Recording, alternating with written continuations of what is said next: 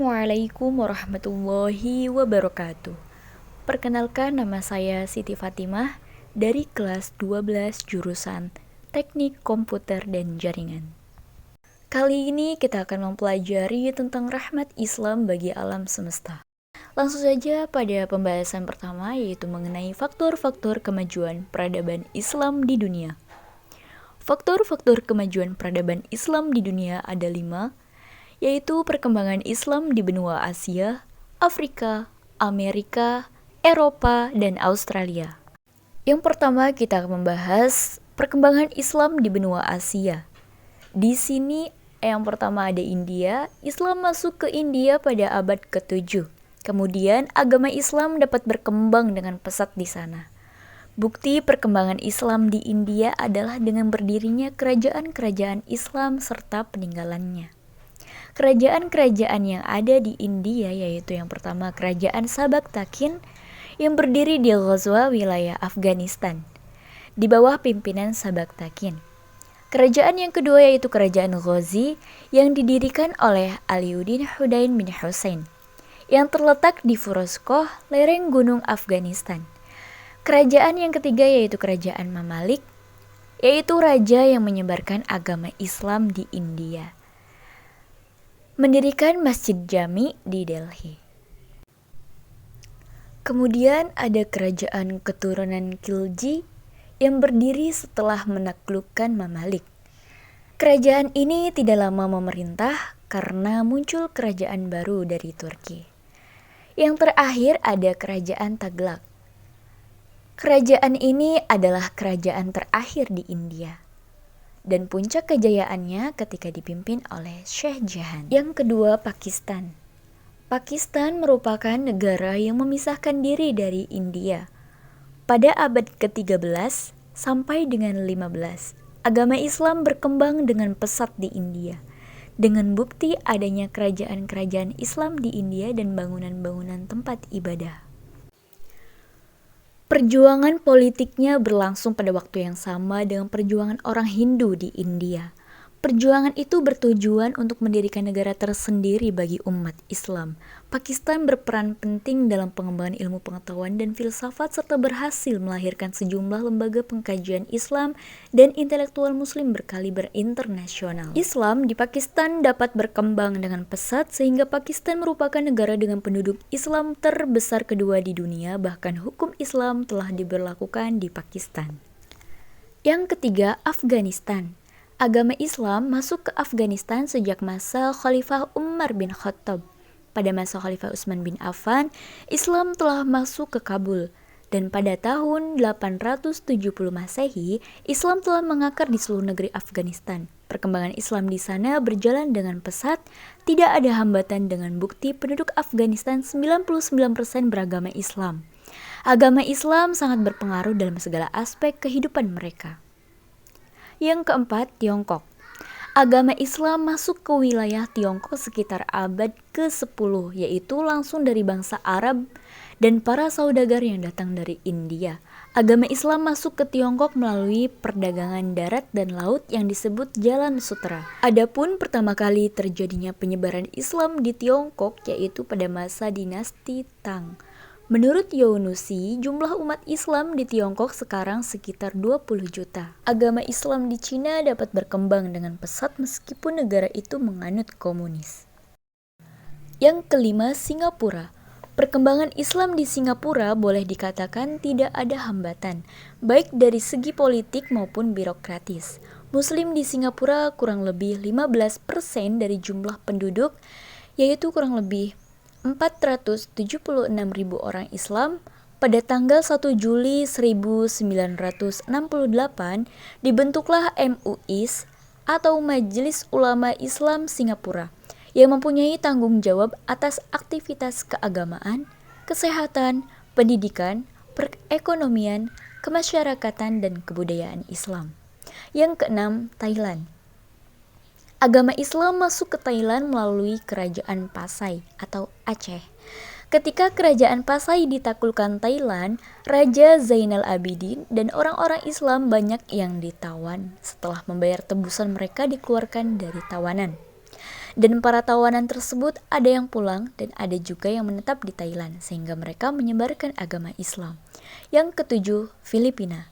Berdasarkan catatan Kapten Thomas Force, tahun 1775 Masehi, orang Arab yang mula-mula masuk pulau Mindanao atau Filipina adalah mubalik yang bernama Kebungsuan pada abad ke-15 Masehi. Sedangkan yang menyebarkan agama Islam di Pulau Sulu ialah Sayyid Abdul Aziz atau Sidi Abdul Aziz dari Jeddah.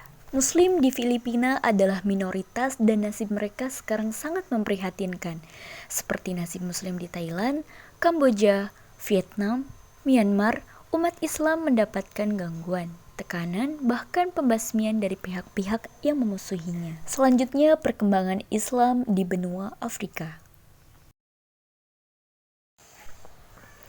Yang pertama, Habasyah atau Ethiopia.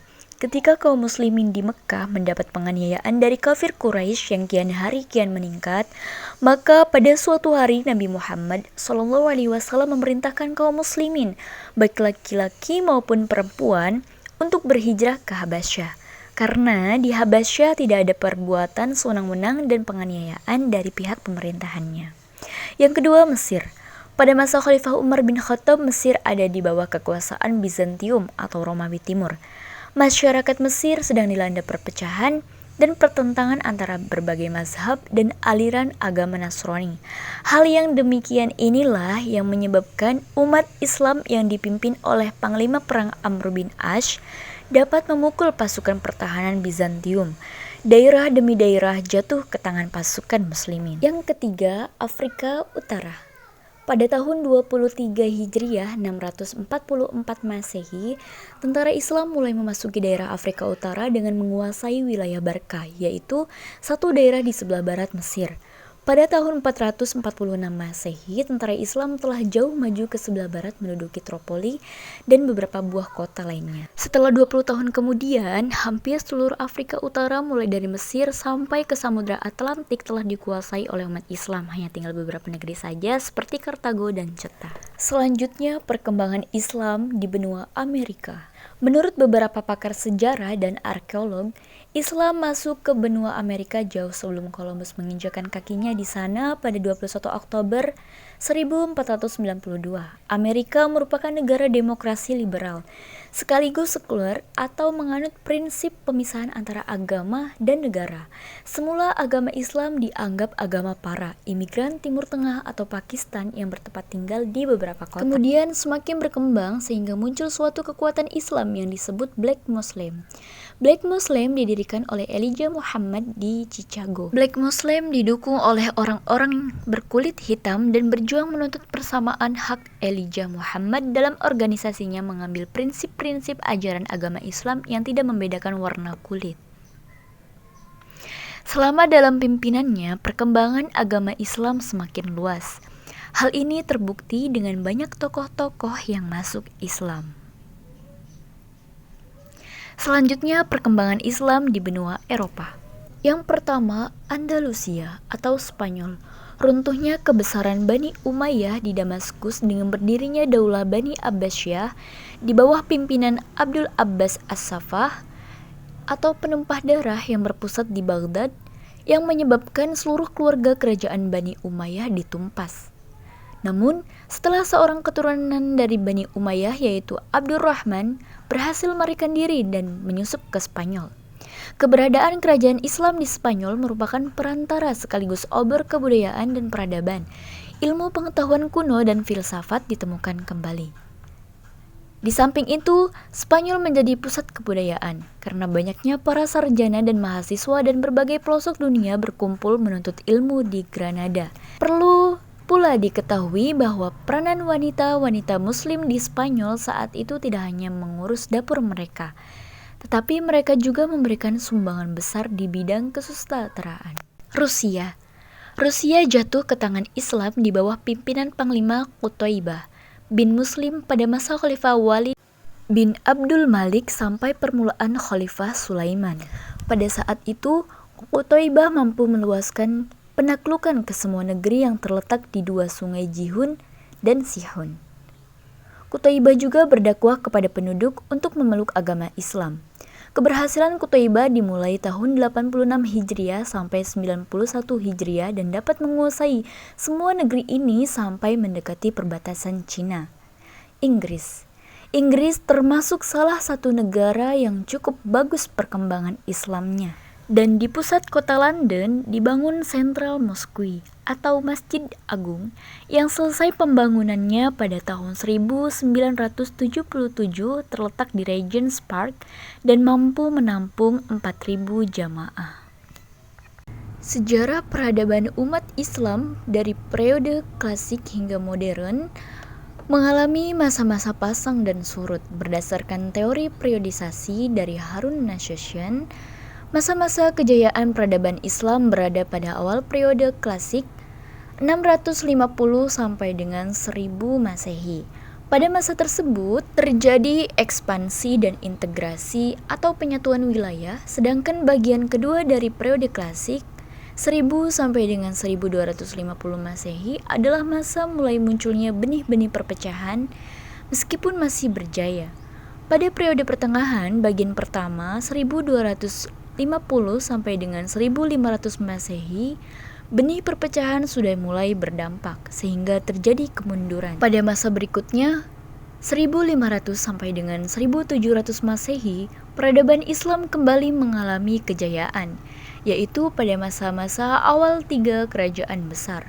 Sedangkan pada masa berikutnya 1700 sampai dengan 1800 Masehi, peradaban Islam kembali terpuruk hingga timbul kesadaran kembali pada diri para tokoh Islam untuk kembali bangkit dari keterpurukan, yaitu dari tahun 1800 hingga sekarang.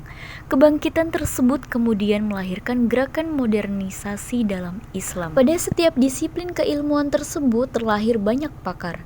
Banyak di antaranya bukan hanya pakar di satu bidang saja, melainkan juga ahli di berbagai bidang keahlian.